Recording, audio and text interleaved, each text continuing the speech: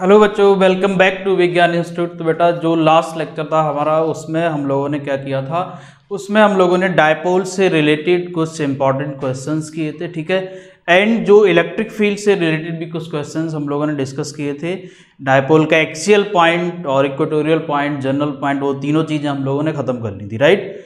अब हम लोग क्या करेंगे, अब हम लोग इस लेक्चर में बेसिकली स्टार्ट करने वाले हैं कि अगर हमारे पास एक डायपोल है और इसको किसी एक्सटर्नल इलेक्ट्रिक फील्ड में रख दिया जाए तो इसका बिहेवियर किस तरह से होगा, ठीक है। तो now we are going to discuss the dipole, behaviour of dipole in an external field. Behaviour of dipole in external field, in external field. तो जब डायपोल का बिहेवियर हम लोग एक्सटर्नल फील्ड इसमें देखेंगे, इसका मतलब कि हमारे पास एक एक्सटर्नल फील्ड लगा हुआ होगा और उस एक्सटर्नल फील्ड में हम लोग क्या करेंगे, डायपोल को रख देंगे, ठीक है। और जब डायपोल को रखेंगे तो देखेंगे कि ये डायपोल जो है किस तरह से बिहेव कर रहा है, किस तरह की इसकी मोशन होगी, क्या फोर्सेस लगेंगे, वो सारी चीज़ें देखेंगे, राइट। तो यहाँ पर हमारे पास दो पॉसिबिलिटी बन जाती हैं, एक तो हमारा फील्ड यूनिफॉर्म हो and second possibility is that field is non uniform. तो पहले हम लोग सबसे पहले ये डील करेंगे कि अगर हमारा फील्ड यूनिफॉर्म है तो किस तरह से जो हमारा डायपोल होगा वो बिहेव करेगा, and second one, when my field is non uniform, तब किस तरह से इसका बिहेवियर होगा। तो सबसे पहला केस हम लोग कंसीडर करते हैं कि इफ फील्ड इज यूनिफॉर्म ले लेते हैं पहले। इफ फील्ड इज यूनिफॉर्म, इसका मतलब क्या है कि हमारा जो फील्ड है, इलेक्ट्रिक फील्ड है, वो एवरी पॉइंट पर सेम है। आप इन द स्पेस जब आप देखोगे, जो भी हमारा स्पेस होगा, एवरीवेयर, एवरी पॉइंट पर जो इलेक्ट्रिक फील्ड आएगा इट इज सेम, इक्वल। तो यूनिफॉर्म फील्ड को मैं इस तरह से रिप्रेजेंट करूंगा, ठीक है। ये मेरा यूनिफॉर्म फील्ड है। नाउ अब हम अगर यहां पर देखेंगे तो मान लो मैंने एक डायपोल यहां रख दिया, ठीक है। ये मेरा डायपोल है, इसके ऊपर ये हमारा इलेक्ट्रिक फील्ड की डायरेक्शन शो हो रही है, ठीक है, and that is uniform field. And this is negative charge and this is positive charge. तो अगर ये नेगेटिव है, ये पॉजिटिव चार्ज, और हमने ये मान लिया कि इस डायपोल की जो लेंथ है ये सपोज कितनी है, 2a है। तो अब जब इस डायपोल को हम इस इलेक्ट्रिक फील्ड में रखेंगे तो क्या होगा, सबसे पहली चीज आप देखोगे कि भाई इलेक्ट्रिक फील्ड में जब इसको रखा तो इस डायपोल में जो चार्जेस हैं हमारे, इन चार्जेस के ऊपर ये फील्ड क्या करेगा, एक फोर्स लगाएगा, इलेक्ट्रोस्टैटिक फोर्स लगाएगा, क्लियर। और जब ये चार्जेस के ऊपर इलेक्ट्रोस्टैटिक फोर्स लगाएगा तो नाउ द क्वेश्चन इज कि इस फोर्स की डायरेक्शन क्या होगी, मतलब ये जो फील्ड है हमारा, ये इस चार्ज पर जब फोर्स लगाएगा तो उसकी डायरेक्शन क्या होगी, और नेगेटिव चार्ज पर जब फोर्स लगाएगा तो उसकी डायरेक्शन क्या होगी, ठीक है। तो आपको पता है कि पॉजिटिव चार्ज पर जो फोर्स लगता है अलोंग द इलेक्ट्रिक फील्ड लगेगा, इट मीन्स इस डायरेक्शन में फील्ड आ रहा होगा, ठीक है। फील्ड मीन्स फोर्स इस डायरेक्शन में लग रहा होगा इसके ऊपर, ठीक है। और इसकी वैल्यू क्या होगी, इसकी वैल्यू आप लिखोगे Q इंटू ई। Q इंटू ई कहाँ से आया ये, E का फॉर्मूला आपने ऑलरेडी पढ़ा हुआ है, E is equals to F upon some Q। तो यहाँ से आप देखोगे कि इसका फॉर्मूला जो F की वैल्यू जो आएगी वो क्या आ जाएगी, Q इंटू ई। अच्छा, अब आता है कि नेगेटिव चार्ज के ऊपर किस डायरेक्शन में फोर्स लगेगा, तो इस नेगेटिव चार्ज के ऊपर हमारा फोर्स लगेगा in this direction, opposite to this field. It means इसकी जो वैल्यू होगी ये होगा माइनस का QE, माइनस का QE होगा, ठीक है। तो ये हमारे फोर्सेस लग रहे हैं। अब अगर आप इस डायग्राम को ध्यान से देखो तो ये कुछ ऐसा केस नजर आ रहा है कि यहां पर एक चार्ज जो है इसके ऊपर एक फोर्स लग रहा है QE, ठीक है, और दूसरा चार्ज है, अगर मैं इसको मान लेता हूं F, F1 और इसको मान लेता हूं F2। तो ये दोनों फोर्सेस हमारे लग रहे हैं, ठीक है। और आप अगर इसको ध्यान से देखो तो जो चार्ज पॉजिटिव चार्ज है हमारा, इस पर फोर्स लग रहा है अलोंग द इलेक्ट्रिक फील्ड, और नेगेटिव चार्ज पर जो फोर्स लग रहा है it is opposite to the electric field. It means, अब एक चीज यहां पर और भी समझ आ रही है कि ये जो वैल्यू है दोनों की F2 और F1, इनका मैग्नीट्यूड क्या है। इनका मैग्नीट्यूड आप देख रहे हो कि F1 का जो मैग्नीट्यूड है it is equals to the magnitude of F2, and ये भी आपको दिख रहा है कि ये दोनों क्या है, अपोजिट हैं, एंड दोनों अपोजिट फोर्सेस हैं। एंड थर्ड पॉइंट यहां पर ये और क्लियर हो रहा है कि the line of action of both the forces is different. Line of action of both forces is different. Different क्यों है? क्योंकि इसकी लाइन ऑफ एक्शन क्या है, ये है,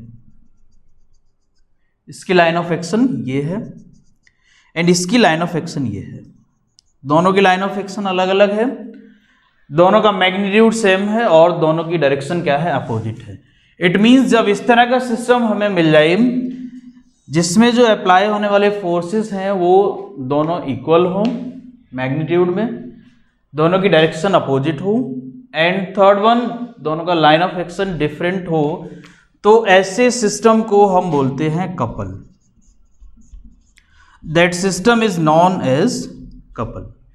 तो अब यहां क्या होगा कि ये जो डायपोल है ये मेरा एक कपल की तरह बिहेव करेगा, और जब ये कपल की तरह बिहेव करेगा तो क्या होगा, इसमें एक रोटेशन डेवलप हो जाएगा, इसमें एक टॉर्क लगना स्टार्ट हो जाएगा। टॉर्क लगना स्टार्ट क्यों हो जाएगा? क्योंकि दो फोर्सेस लग रहे हैं अपोजिट डायरेक्शन में डिफरेंट लाइन ऑफ एक्शन पर, और दोनों की वैल्यू सेम है। इट मींस इस ऑब्जेक्ट के ऊपर, इस डायपोल के ऊपर क्या होगा, एक टॉर्क अप्लाई होगा, और जब ये टॉर्क अप्लाई होगा तो ये डायपोल क्या करेगा, रोटेट करना स्टार्ट करेगा। तो नाउ द क्वेश्चन इज कि अब अल्टीमेटली हमें इस टॉपिक में क्या जानना है, क्या पढ़ना है। तो सबसे पहले तो हमें यही समझना था कि इस डायपोल पर क्या क्या एक्शंस होंगी। तो सबसे पहले जो हमने देखा, इसके ऊपर फोर्सेस लगेंगे, दोनों फोर्सेस अपोजिट होंगे, इक्वल होंगे, और दोनों की लाइन ऑफ एक्शन डिफरेंट होगी। ठीक है, पहला पॉइंट ये समझ आ गया। अब अगला पॉइंट हमें क्या देखना है, अगला पॉइंट हमें ये समझना है कि इस डायपोल के ऊपर टोटल फोर्स कितना है, नेट फोर्स कितना है। तो आप ध्यान से देखो, जो नेट फोर्स है हमारा डायपोल के ऊपर वो कितना है।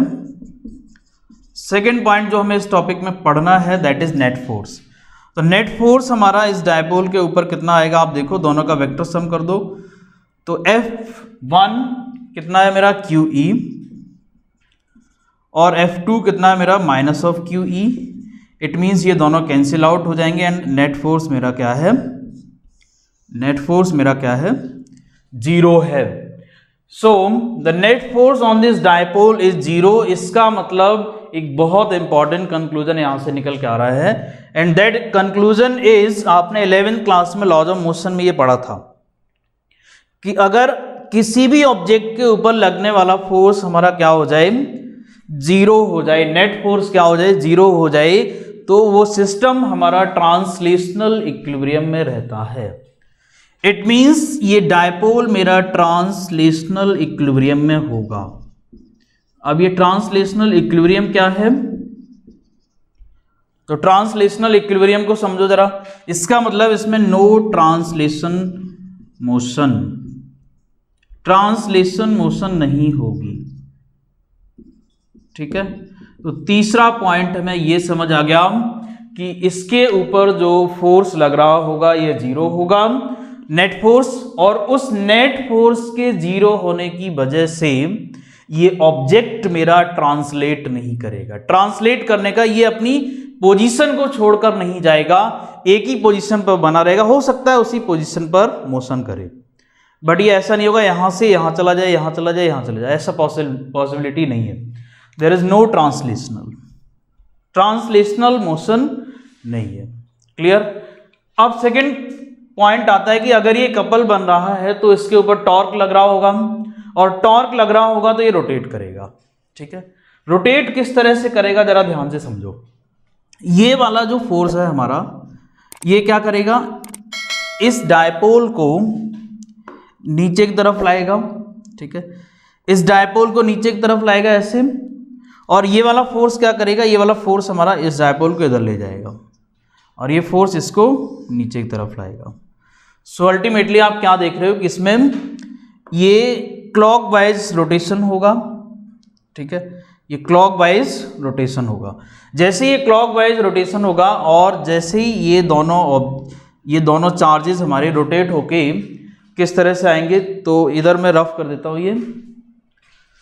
सो ये केस आपको समझ आ गया कि दोनों फोर्स अपोजिट हैं, इक्वल हैं, एंड नेट फोर्स क्या है, 0 है। That is why there is no translational motion. अब तीसरा इंपॉर्टेंट पॉइंट जो समझना है वो क्या है कि अगर ये डायपोल मेरा इस तरह से रोटेट करेगा तो क्या होगा, ये डायपोल हमारा इस तरह से रोटेट होके इस सिचुएशन में आ जाएगा, और जैसे ही ये डायपोल हमारा इस सिचुएशन में आएगा देन व्हाट विल हैपन, इस सिचुएशन में जैसे ही आएगा तो क्या होगा, दोनों फोर्सेस हमारे क्या हो जाएंगे, एक दूसरे के अपोजिट हो जाएंगे और उनकी लाइन ऑफ एक्शन भी सेम हो जाएगी। और लाइन ऑफ एक्शन सेम हो जाएगी तो वहां पर क्या होगा, वहां पर हमारा जो टॉर्क लग रहा होगा वो अप्लाई नहीं होगा, वो टॉर्क क्या हो जाएगा, 0 हो जाएगा। और अगर टॉर्क 0 हो गया इट मीन्स क्या होगा कि डायपोल के ऊपर जो टॉर्क की वजह से रोटेशन हो रहा था वो स्टॉप हो जाएगा। बट ये क्या करेगा, बिकॉज ऑफ इनर्शिया ये इधर घूम के आया था ऐसे, तो ये रोटेशन करेगा, लेकिन आफ्टर सर्टेन टाइम ये क्या करेगा, वापस आ जाएगा अपने उसी लोकेशन में, फिर वापस जाएगा हम इस तरह से। तो क्या देखोगे आप, ये एक SHM सिंपल हार्मोनिक मोशन कर रहा होगा। ठीक है, ये डायपोल हमारा सिंपल हार्मोनिक मोशन करेगा। क्यों, क्योंकि जैसे ही ये इस सिचुएशन में आएगा, फील्ड के अंदर इस सिचुएशन में आएगा और इसकी डायरेक्शन ये पॉजिटिव चार्ज, ये नेगेटिव चार्ज, तो इस पॉजिटिव चार्ज और नेगेटिव चार्ज पर क्या होगा, दोनों की लाइन ऑफ एक्शन सेम होगी, और लाइन ऑफ एक्शन जब सेम हो जाएगी तो दोनों का टॉर्क क्या हो जाएगा, कैंसिल आउट हो जाएगा। इस वाली फोर्स की वजह से टॉर्क आ रहा होगा और इस वाली फोर्स की वजह से टॉर्क आ रहा होगा, तो वो कैंसिल आउट हो जाएगा। और जब ये कैंसिल आउट हो जाएगा तो क्या होगा भाई, टॉर्क तो 0 हो गया, लेकिन बिकॉज ऑफ इनर्शिया ये वाला चार्ज अभी इधर जाएगा थोड़ा सा और ये इधर आएगा, लेकिन क्योंकि इलेक्ट्रिक फील्ड क्या कर रहा है, इस पॉजिटिव चार्ज पर इस डायरेक्शन में फोर्स लगाना स्टार्ट कर देगा, क्योंकि वो उसकी डायरेक्शन तो यही रखनी है ना। और इस नेगेटिव चार्ज पर जो फोर्स लगेगा वो नीचे की तरफ लगना स्टार्ट हो जाएगा जैसे ये ऊपर की तरफ जाएगा। तो ये डायपोल हमारा क्या होगा, ये डायपोल हमारा ऐसे जाएगा, बट इसको वापस आना पड़ेगा। तो ये इस तरह की मोशन करेगा, एक ही पॉइंट पर रोटेट करता रहेगा। ठीक है, और रोटेशन भी कंप्लीट नहीं होगा, रोटेशन भी कंप्लीट नहीं होगा, एक पेंडुलम की तरह बार बार सेम जो पाथ होगा उसको फॉलो करेगा। क्लियर, इट मींस ये डायपोल हमारा सिंपल हार्मोनिक मोशन परफॉर्म करेगा because the torque is applied on this dipole. अब क्वेश्चन ये आ गया कि चलो यहां तक भी समझ आ गया कि सिंपल हार्मोनिक मोशन परफॉर्म करेगा, तो अब इसके ऊपर जो टॉर्क लग रहा होगा उसकी वैल्यू क्या होगी वो भी फाइंड आउट करना है। तो वो भी निकालते हैं जरा कि कितना टॉर्क इस डायपोल पर लग रहा है। तो देखो टॉर्क निकालने के लिए क्या होता है, ये मान लिया हमने पॉइंट ऑफ रोटेशन है। ठीक है, ये हमारा पॉइंट ऑफ रोटेशन है, इसको O नाम दे देते हैं। तो अब क्या चाहिए, टॉर्क कैसे निकलता है, टॉर्क हमारा जो सिस्टम का होगा, टॉर्क ऑन द डायपोल, तो जितने भी फोर्सेस लग रहे हैं सारे फोर्सेस का मूवमेंट निकालना पड़ेगा, सारे फोर्सेस की वजह से टॉर्क निकालना पड़ेगा एंड देन उनका सम कर देना है। ठीक है, तो सारे फोर्सेस का टॉर्क कैसे निकलेगा, देखो जरा भाई, इस फोर्स का टॉर्क क्या हो जाएगा, टॉर्क की सिंपल डेफिनेशन क्या होती है, force multiplied by perpendicular distance from the point of rotation. तो इस पॉइंट से अगर मैं देखूं तो इस फोर्स की जो परपेंडिकुलर डिस्टेंस है वो क्या है, ये है, यही तो है, और इससे देखेंगे तो ये नीचे ये वाली बन जाएगी। ठीक है। तो अल्टीमेटली हमें क्या समझ आ रहा है कि ये जो डिस्टेंस है हमारी, ये डिस्टेंस हमारी इस वाले फोर्स के लिए परपेंडिकुलर डिस्टेंस होगी पॉइंट ऑफ रोटेशन से, और ये डिस्टेंस जो है हमारी, ये डिस्टेंस इस फोर्स के लिए परपेंडिकुलर डिस्टेंस होगी। तो अब क्वेश्चन ये आ गया कि ये डिस्टेंस कितनी होगी और ये डिस्टेंस कितनी होगी। तो आपको पता है, अगर मैं ये एंगल मान लूँ थीटा, मैं मान लेता हूँ कि भाई angle between electric field and dipole movement, ये डायपोल मूवमेंट की डायरेक्शन है P, ये P की डायरेक्शन है, और ये इलेक्ट्रिक फील्ड की डायरेक्शन है। तो इस डायपोल मूवमेंट और इलेक्ट्रिक फील्ड के बीच का जो एंगल है, अगर ये थीटा है, तो आपको पता है कि ये वाली जो साइड, ये पूरी साइड, ये कितनी बन जाएगी, ये पूरी साइड मेरी आ जाएगी 2a साइन थीटा। और अगर ये पूरी साइड 2a साइन थीटा आ गई, तो ये यहाँ से लेकर ऊपर की साइड ये कितनी हो जाएगी, ये हो जाएगी a साइन थीटा, और ये नीचे की साइड ये कितनी हो जाएगी, ये भी हो जाएगी हमारी a साइन थीटा। क्लियर। तो अब क्या करना है, अब इस वाले F1 फोर्स के लिए perpendicular distance a sine theta हो जाएगी, और F2 फोर्स के लिए भी हमारी perpendicular distance a sine theta हो जाएगी। So what is my torque now, torque हो जाएगा a sine theta multiplied by F1, magnitude form में लिख रहा हूं मैं, प्लस a साइन थीटा दूसरे वाले फोर्स के लिए भी है, मल्टीप्लाइड बाई F2, एंड ये क्या हो गया, अब क्योंकि magnitude of F1 is equals to magnitude of F2, so हम ये कह सकते हैं torque is equals to a sine theta into QE plus a sine theta into QE। तो ये क्या बन जाएगा, ये बन जाएगा हमारा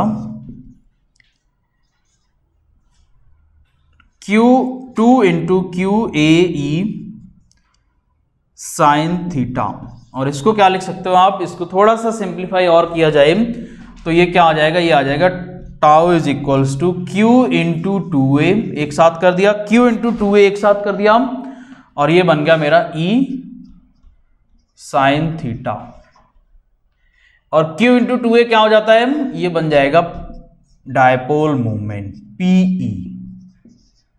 सो ये हमारा आ गया torque on the dipole, that is PE sine theta. ठीक है, तो इतना टॉर्क हमारा इस डायपोल पर लगेगा। एंड अब क्वेश्चन आता है कि ये जो टॉर्क आया है, क्या ये स्केलर क्वांटिटी है या फिर ये वेक्टर क्वांटिटी है। तो आपको पता है कि भाई टॉर्क तो जो होता है हमारा, ये ऑलवेज वेक्टर क्वांटिटी होती है, 11th क्लास में आपने पढ़ रखा है। अच्छा, अगर ये वेक्टर क्वांटिटी है तो इसकी डायरेक्शन क्या होगी, फिर क्वेश्चन ये बन गया। ठीक है, अगर ये वेक्टर क्वांटिटी है then what will be the direction of this torque. तो टॉर्क कैसे निकालना ये तो आपको समझ आ गया, कितना आया, tau is equals to PE sine theta. अब इसकी वेक्टर फॉर्म लिख देते हैं जरा। तो आपको पता है कि जब इसकी आप वेक्टर फॉर्म लिखोगे, तो क्या होगा,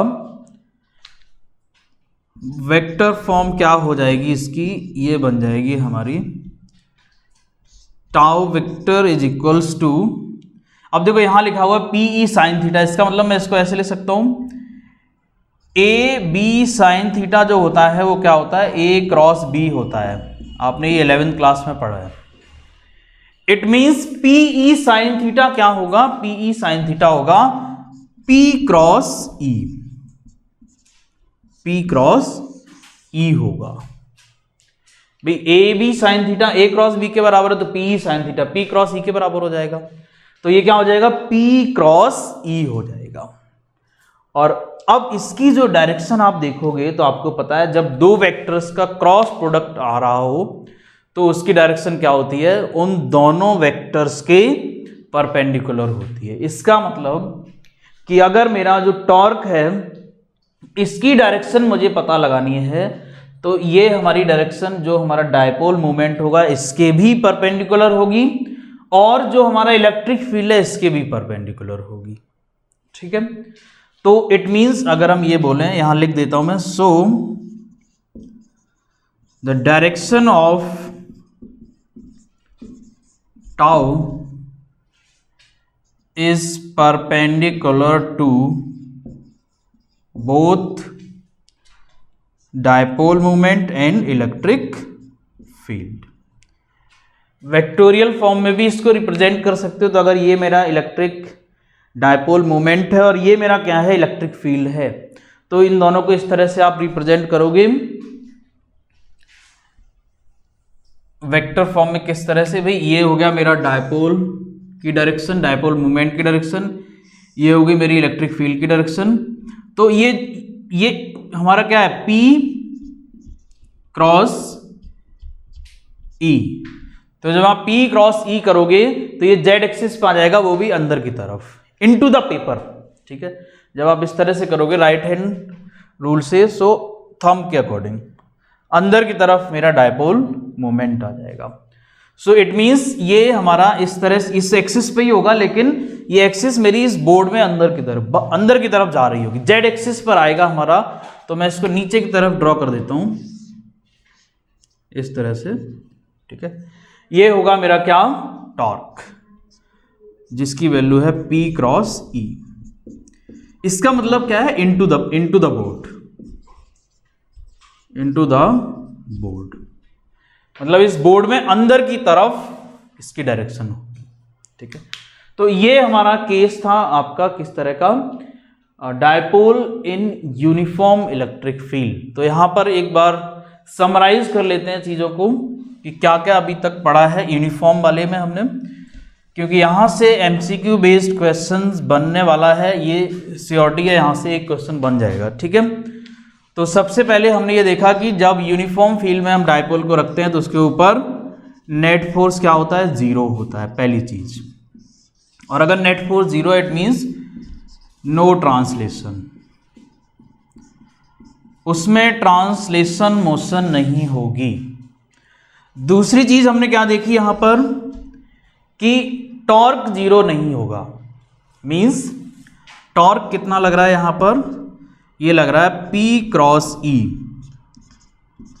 और अगर ये P क्रॉस E लग रहा है, इट मींस रोटेशन होगा, रोटेशन होगा। ठीक है, P क्रॉस E लग रहा है, मींस टॉर्क जो लग रहा है हमारा, ये वेक्टर लगेगा यहां पर, तो इसमें रोटेशन होगा, दूसरा इंपॉर्टेंट चीज। और रोटेशन में भी किस तरह की रोटेशन होगी, SHM, simple harmonic motion perform करेगा। ठीक है, सिंपल हार्मोनिक मोशन परफॉर्म करेगा। तो ये इंपॉर्टेंट चीजें थी हमारी। टॉर्क जीरो नहीं है, ठीक है, टॉर्क जीरो नहीं होगा, it is not zero, but force zero है, तो ट्रांसलेशनल मोशन नहीं है, लेकिन रोटेशनल मोशन होगी यहां पर। ठीक है, तो ये हमारा यूनिफॉर्म फील्ड का कॉन्सेप्ट था। अब हम लोग नॉन यूनिफॉर्म कॉन्सेप्ट देखते हैं। ठीक है, तो ये आपने क्या देखा, ये इलेक्ट्रिक फील्ड में डायपोल का कॉन्सेप्ट को समझा, डायपोल किस तरह का बिहेवियर उसका है उसको समझा। ठीक है, तो अब ये जो केस था ये यूनिफॉर्म इलेक्ट्रिक फील्ड का था। अब हम लोग क्या करने वाले हैं, अब हम लोग नॉन यूनिफॉर्म को पढ़ेंगे कि अगर हमने डायपोल को नॉन यूनिफॉर्म इलेक्ट्रिक फील्ड में रख दिया तो उसका बिहेवियर किस तरह का होगा। ठीक है, तो देखिए जरा, तो यहां तो ये सारी चीजें क्लियर हो गई, कोई दिक्कत नहीं है। तो ये एमसीक्यू का क्वेश्चन बन सकता है यहां से कि dipole is placed in a uniform electric field and then चार ऑप्शन देगा, इट परफॉर्म्स ट्रांसलेशनल मोशन, दूसरा ऑप्शन होगा रोटेशनल मोशन, तीसरा ऑप्शन होगा both rotational and translational, third option होगा नन ऑफ दीज। तो यहां पर ये चार ऑप्शंस जो आपको होंगे इनमें से एक ऑप्शन लिखना है। सो इट मींस आप यहां पर देख पा रहे हो, it performs only rotational motion, there is no translational. साथ में ये एसएचएम का भी ऑप्शन आ सकता है कि वो ये भी कर सकता है एसएचएम करेगा, लीनियर मोशन करेगा, या फिर किसी अनदर टाइप की मोशन करेगा, तो उसमें भी आपको एसएचएम टिक करना है। ठीक है, तो अब हमें यहाँ पर बेसिकली इस तरह से पढ़ना है कि एमसीक्यू का जो पैटर्न हमारा है इसको ध्यान में रखते हुए चीज़ों को कवर अप करना है। डेरिवेशंस करने हैं, थ्योरी भी पढ़नी है, क्योंकि थ्योरी से ही वो क्वेश्चंस अटेम्प्ट होंगे, बट डेरिवेशन के साथ जो हमारा फाइनली रिजल्ट आ रहा है उस पर बहुत ज़्यादा फोकस करना है कि इस टॉपिक में मैंने जो पढ़ा है, इस टॉपिक में मैंने जो डेरिवेशन किया है, उससे फाइनल कंक्लूजन हमारा क्या आया, उस पर फोकस करना है। और यहीं से आपका जो MCQ पैटर्न जो फर्स्ट टर्म में पेपर आने वाला है वो यहीं से बनने वाला है, तभी आप अच्छा स्कोर कर पाओगे। अगर आपने सिर्फ डेरिवेशन को रट लिया या थ्योरी को रट लिया तो रटने से काम नहीं चलने वाला, यहाँ पर समझना पड़ेगा और डिटेल में थोड़ा अच्छे से समझना पड़ेगा कंक्लूजन बेस बना के, ठीक है। चलिए, तो अब हम लोग कर लेते हैं नॉन यूनिफॉर्म फील्ड का केस। तो भाई अगर हमारा फील्ड कैसा है, नॉन यूनिफॉर्म है, तो इस डायपोल की कहानी कैसी होगी उसको भी समझना है। तो देखो ये हमारा ये फील्ड मैं कर देता हूं यहां पर केस नंबर 2 कर देता हूं और फील्ड कर देता हूं नॉन यूनिफॉर्म। नॉन यूनिफॉर्म, तो भाई नॉन यूनिफॉर्म का मतलब तो ये हो जाता है कि इलेक्ट्रिक फील्ड जो है ये सेम नहीं होगा। ये हो सकता है कि किसी पॉइंट पर कुछ हो और किसी दूसरे पॉइंट पर कुछ वैल्यू हो, तीसरे पॉइंट पर कुछ वैल्यू हो। So it means it is not equal in the space at every point. So that one is the case, and for that case हम लोग समझेंगे कि क्या conclusions हमारे ड्रॉ होंगे इस टॉपिक से और किस तरह का बिहेवियर होगा हमारे डायपोल का, ठीक है। तो भाई अगर इस डायपोल को यहाँ रख दोगे, मान लो आपने यहाँ रख दिया इस डायपोल को, तो कहानी कैसी आएगी कि ये मेरा माइनस चार्ज वाला पॉइंट है, ये प्लस चार्ज है, यहाँ प्लस चार्ज, और अगर आप देखते हो यहाँ पर तो ये एंगल बना लेते हैं, वही थीटा एंगल है, ठीक है। तो क्योंकि ये जो इलेक्ट्रिक फील्ड है मेरा ये यूनिफॉर्म नहीं है। अब अगर यूनिफॉर्म नहीं होगा तो ऐसा हो सकता है कि इस वाले चार्ज पर इलेक्ट्रिक फील्ड ज्यादा हो, और ऐसा भी हो सकता है कि इस वाले चार्ज पर इलेक्ट्रिक फील्ड ज्यादा हो। तो यहां से दो पॉसिबिलिटी आएंगी हमारी कि भाई यहां अगर इलेक्ट्रिक फील्ड ज्यादा होगा तो फोर्स यहां पर ज्यादा लगेगा, इस पॉजिटिव चार्ज पर ज्यादा लगेगा, और इस वाले चार्ज पर फोर्स अगर फील्ड ज्यादा है तो इस नेगेटिव चार्ज पर फोर्स ज्यादा लगेगा। इट मींस कि अगर हम इस सिस्टम का नेट फोर्स निकालेंगे तो सिस्टम का नेट फोर्स 0 नहीं आएगा। नेट फोर्स जो हम निकालेंगे यहां पर इस सिस्टम का वो 0 नहीं आएगा। क्यों नहीं आएगा? क्योंकि फील्ड मेरा नॉन यूनिफॉर्म है, और अगर फील्ड हमारा नॉन यूनिफॉर्म है तो नेट फोर्स 0 आने का सवाल ही नहीं बनता है, ठीक है। और अगर जो नेट फोर्स है हमारा, अगर ये 0 नहीं आया, ये नॉन 0 आता है, इट मींस आपको यहां से क्लियर हो गया होगा कि ये तो क्या करेगा, ये सिस्टम मेरा ट्रांसलेशन भी परफॉर्म करेगा। ये सिस्टम मेरा ट्रांसलेशनल मोशन करेगा, ये डायपोल मेरा ट्रांसलेशनल मोशन करेगा, शिफ्ट हो जाएगा, अपनी लोकेशन चेंज करेगा, ये एक पॉइंट से दूसरे पॉइंट पर शिफ्ट हो जाएगा। अगर ये डायपोल यहां रखा हुआ है तो ये यहां से मे बी यहां चला जाए, मे बी यहां चला जाए, और मे बी दिस साइड। सो ये शिफ्ट होगा, ये डायपोल मेरा सिंगल पॉइंट पर नहीं रुकेगा, ठीक है। तो पहला इंपॉर्टेंट पॉइंट यहां से समझ आया, राइट। दूसरी बात समझते हैं। दूसरी बात क्या समझेंगे?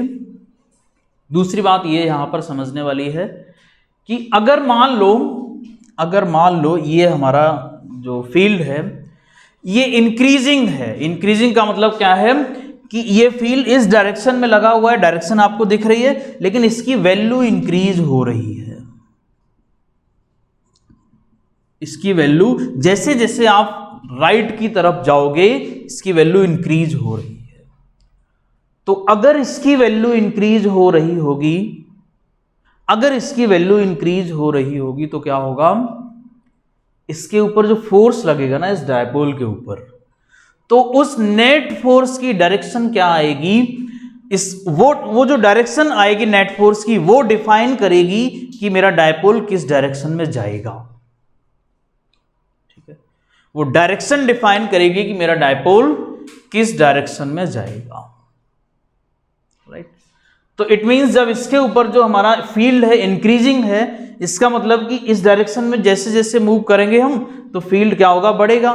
इट मीन्स अगर मैं इस पॉइंट को कंसीडर करूं और इस पॉइंट को कंसीडर करूं तो फोर्स मेरा, अगर मैंने इसको बोला कि भाई F पॉजिटिव चार्ज पर फोर्स है ये, और ये है मेरा F इधर की तरफ नेगेटिव चार्ज पर फोर्स, तो बेटा यहाँ पर आपको ये चीज़ समझनी चाहिए कि अगर ये वाला केस है, इंक्रीजिंग फील्ड है मेरा, तो क्या होगा, F पॉजिटिव मेरा ज़्यादा होगा F नेगेटिव के कंपैरिजन में। बात समझ आ रही है? F positive means force on positive charge will be more than the force on the negative charge. और अगर मेरा चार्ज, ये जो पॉजिटिव चार्ज है, इसके ऊपर फोर्स ज्यादा होगा, इसका मतलब ये हो गया कि मेरा डायपोल ट्रांसलेशन परफॉर्म तो करेगा ही, लेकिन ये डायपोल इलेक्ट्रिक फील्ड की डायरेक्शन में ही ट्रांसलेशन करेगा। क्यों? क्योंकि इस फोर्स की डायरेक्शन ये है और ये वाली वैल्यू इससे ज्यादा है, इसका मतलब नेट फोर्स इस डायरेक्शन में आएगा। नेट फोर्स अगर इस डायरेक्शन में आएगा तो हम ये कह सकते हैं कि भाई नेट फोर्स की जो डायरेक्शन आएगी, F नेट की जो डायरेक्शन आएगी वो किस डायरेक्शन में आएगा, वो इस डायरेक्शन में आएगा। और E नेट की, E जो है हमारा वो क्या है, वो भी हमारा इसी डायरेक्शन में है। ठीक है, तो ये समझ आ गया। F नेट भी हमारा इस डायरेक्शन में है और E फील्ड भी हमारा इसी डायरेक्शन में है। So what is happening here? Concept clear है ना? बहुत ध्यान से समझना, नॉन यूनिफॉर्म कंफ्यूज कर देता है बच्चों को। यहां से भी एमसीक्यू बन सकता है, बहुत इंपॉर्टेंट टॉपिक है एमसीक्यू के लिए। बहुत, हम इसको ये कह सकते हैं कि बहुत ही हाई प्रोबेबिलिटी वाला क्वेश्चन है, यहां से एमसीक्यू टाइप का क्वेश्चन बन सकता है। कैसे बनेगा देखो। तो पहला पॉइंट आपको ये समझ आ गया कि नेट फोर्स जीरो नहीं होगा। अच्छा, अगर ये जीरो नहीं होगा तो फिर किसी ना किसी डायरेक्शन में फोर्स लग रहा होगा। ठीक है, हो सकता है कि ये फील्ड की डायरेक्शन में लगे, हो सकता है फील्ड की अपोजिट डायरेक्शन। दो ही पॉसिबिलिटी बनेंगी यहां पर, या तो फील्ड की डायरेक्शन में लगेगा या फील्ड की अपोजिट डायरेक्शन में लगेगा। तो ध्यान से समझना, जब मैंने फील्ड इंक्रीजिंग लिया, मैंने कहा कि मेरा फील्ड इस डायरेक्शन में है लेकिन इंक्रीज कर रहा है, तो मेरा नेट जो पॉजिटिव चार्ज पर था फोर्स वो ज्यादा आया, किससे, नेगेटिव चार्ज से। और अगर पॉजिटिव की वैल्यू है, पॉजिटिव की वैल्यू हायर देन नेगेटिव है, इट मींस जो मेरा नेट फोर्स आएगा वो पॉजिटिव चार्ज की डायरेक्शन में ही आएगा। और अगर मेरा नेट फोर्स पॉजिटिव चार्ज की डायरेक्शन में आ रहा, तो आप देख रहे हो कि इस फोर्स की डायरेक्शन और इस इलेक्ट्रिक फील्ड की डायरेक्शन क्या है, सेम है। इसका मतलब ये ट्रांसलेशन किधर करेगा, it will translate in which direction? It will translate in the direction of E। कहाँ ट्रांसलेट करेगा, इलेक्ट्रिक फील्ड की डायरेक्शन में ही ट्रांसलेट करेगा, और नेट फोर्स भी हमारा इलेक्ट्रिक फील्ड की डायरेक्शन में ही आएगा अगर मेरा इंक्रीजिंग फील्ड है। ठीक, दूसरा कॉन्सेप्ट हम ये ले लेते हैं, अब इसको मैं रफ कर रहा हूं। दूसरा कॉन्सेप्ट मैं ले लेता हूं कि अगर मेरा ये फील्ड कैसा है, मैंने कहा कि ये फील्ड है मेरा डिक्रीजिंग। मैंने कहा कि भाई साहब ये फील्ड क्या है, डिक्रीजिंग है। इसका मतलब ये होगा कि इसकी वैल्यू जैसे जैसे आप इसकी डायरेक्शन में मूव करोगे तो इसकी वैल्यू क्या होगी, डिक्रीज हो रही होगी। और अगर ये डिक्रीज हो रही होगी, इसका मतलब कि भाई ये जो नेगेटिव चार्ज है ये हमारा पीछे है पॉजिटिव चार्ज के कंपैरिजन में। इट मींस इस पॉइंट पर जो फील्ड होगा, नेगेटिव चार्ज पर जो फील्ड होगा वो ज्यादा होगा कंपैरिजन टू जो फील्ड हमारा पॉजिटिव चार्ज के पास होगा। और अगर ये वाला फील्ड ज्यादा होगा इस पॉइंट के फील्ड से, इट मींस ये कहानी रिवर्स हो जाएगी। यहां पर जो आप देख रहे थे, अगर ये डिक्रीजिंग फील्ड है तो यहां नेगेटिव चार्ज पर लगने वाला फोर्स जो होगा उसकी वैल्यू क्या हो जाएगी, ज्यादा हो जाएगी। ये मैग्नीट्यूड के अंदर रख दो, है ना, जिससे कि आपको सिर्फ वैल्यू का आइडिया लगे। डायरेक्शन तो आपको डायग्राम से दिख रही है। और ये क्या हो जाएगा, पॉजिटिव चार्ज पर जो फोर्स लग रहा होगा ये स्मॉलर हो जाएगा इस नेगेटिव के कंपेयर। इट मींस कि अगर मैं इसका जब नेट फोर्स निकालूंगा, भाई ये एक फोर्स ये है, एक फोर्स ये है, तो जब इसका नेट फोर्स आएगा तो किस डायरेक्शन में आएगा, वो आएगा हमारा F नेगेटिव की तरफ। जो मेरा नेगेटिव चार्ज के ऊपर फोर्स लग रहा होगा उस डायरेक्शन में फोर्स आएगा। तो नेट फोर्स जो यहां आप देखोगे ये किस डायरेक्शन में आएगा, ये आएगा मेरा इलेक्ट्रिक फील्ड के अपोजिट डायरेक्शन में, इलेक्ट्रिक फील्ड के अपोजिट डायरेक्शन में आएगा। और अगर मेरा नेट फोर्स इस डायरेक्शन में आया opposite to the electric field, it means ये अभी ट्रांसलेट तो करेगा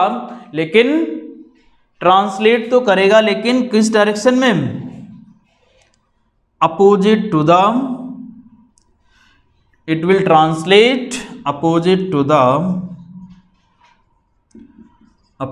द इलेक्ट्रिक फील्ड। तो दोनों पॉइंट यहां पर समझ आए। अगर फील्ड आपका इंक्रीजिंग है, तो डायपोल मेरा ट्रांसलेट करेगा किधर, along the electric field. Note कर लो ये पॉइंट। और अगर मेरा फील्ड क्या है, डिक्रीजिंग है, ये फील्ड मेरा क्या है, डिक्रीजिंग है, तो क्या होगा, डायपोल मेरा ट्रांसलेट करेगा opposite to the electric field. ठीक है, तो ये दोनों कॉन्सेप्ट आपको समझ आ गए। तो ट्रांसलेशन का मीनिंग यहां पर समझ आ गया कि भाई अगर मेरा डायपोल नॉन यूनिफॉर्म फील्ड में रखा है तो उसके ऊपर नेट फोर्स जीरो नहीं होगा। नेट फोर्स जीरो नहीं होगा तो इसका मतलब किसी एक पर्टिकुलर डायरेक्शन में फोर्स आएगा, वो हमें पता चलेगा इंक्रीजिंग और डिक्रीजिंग फील्ड से। अगर मेरा फील्ड इंक्रीज हो रहा है तो नेट फोर्स आएगा अलोंग द इलेक्ट्रिक फील्ड, और ट्रांसलेशन भी हमारा इलेक्ट्रिक फील्ड की डायरेक्शन में होगा। और अगर मेरा जो फोर्स है, जो इलेक्ट्रिक फील्ड है वो डिक्रीज हो रहा है, तो नेट फोर्स आएगा opposite to the electric field, और ट्रांसलेशन भी होगा मेरा opposite to the electric field. ठीक, अब क्वेश्चन आता है कि क्या ये डायपोल, इसके ऊपर टॉर्क लगेगा या नहीं, क्या इस डायपोल के ऊपर टॉर्क लगेगा कि नहीं, तो ये भी आपको समझना है। तो भाई टॉर्क की डेफिनेशन तो आपने पढ़ी थी अभी यूनिफॉर्म वाले केस में, क्या कि जो टॉर्क लगता था यूनिफॉर्म वाले केस में वो ये था हमारा tau is equals to P cross E, यही तो था। अब इसमें चेंज क्या होगा, क्या यही टॉर्क तो होगा ही, क्यों, क्योंकि यहां पर क्या हो रहा है, फोर्सेस अपोजिट डायरेक्शन में लग रहे हैं। ठीक है, तो रोटेशन होगा, यहां फोर्सेस की वजह से रोटेशन होगा। लेकिन अब इस फॉर्मूले में चेंज क्या आएगा, तो ये जब नॉन यूनिफॉर्म का केस होता है तो P तो मेरा कांस्टेंट ही रहता है, लेकिन E मेरा पोजीशन डिपेंडेंट हो जाता है। तो यहां पर E जो होगा it will be the function of position. So यहां पर ये वैल्यू कांस्टेंट नहीं आएगी, टॉर्क की वैल्यू भी बदलेगी, ये वैल्यू क्या आएगी, वेरिएबल होगी, ये कांस्टेंट नहीं, टॉर्क मेरा कांस्टेंट नहीं होगा। ठीक है, टॉर्क मेरा अगर कांस्टेंट नहीं होगा तो रोटेशन की स्पीड बदल जाएगी, रोटेशन की स्पीड रोटेशन तो होगा अभी, बट रोटेशन की स्पीड बदलेगी। ठीक है, तो बट हमें उससे इतना मतलब नहीं है, हमारा मेन टारगेट क्या है, हमें ये चेक करना है कि क्या रोटेशनल मोशन होगी या नहीं। तो यस, यहां पर रोटेशनल मोशन होगी, राइट। तो इसका मतलब नॉन यूनिफॉर्म वाले केस में ट्रांसलेशन भी हो रहा है और रोटेशन भी हो रहा है। ठीक है, दोनों केसेस होंगे। यूनिफॉर्म वाले केस में केवल आपका रोटेशन होगा, ट्रांसलेशन नहीं होगा। ठीक है, तो ये पूरी की पूरी हमारी कहानी थी इलेक्ट्रिक डायपोल की, when it is placed in the external electric field. ठीक है, तो ये अब यहां पर आप ये कह सकते हो कि first half of the chapter is done. अब हम लोग क्या करेंगे, इलेक्ट्रिक फील्ड लाइंस से स्टार्ट करते हुए फ्लक्स की तरफ मूव करेंगे, एंड देन गॉस थ्योरम और उसके एप्लीकेशंस को पढ़ते हुए चैप्टर को फिनिश करेंगे। ठीक है, तो ये हमारी जो है ऑलमोस्ट जो इलेक्ट्रोस्टैटिक्स का चैप्टर 1 का हाफ पोर्शन खत्म हो चुका है, राइट। पूरा डायपोल से रिलेटेड सारा कुछ हम लोगों ने डील कर लिया है, ठीक है। सो नाउ हम लोग इस वीडियो में यहीं पर स्टॉप करते हैं, बाकी नेक्स्ट वीडियो में स्टार्ट करेंगे इलेक्ट्रिक फील्ड लाइंस का concept, then electric flux and then फिर हम लोग गॉस थ्योरम पर मूव करेंगे, ठीक है। So thank you, have a nice day.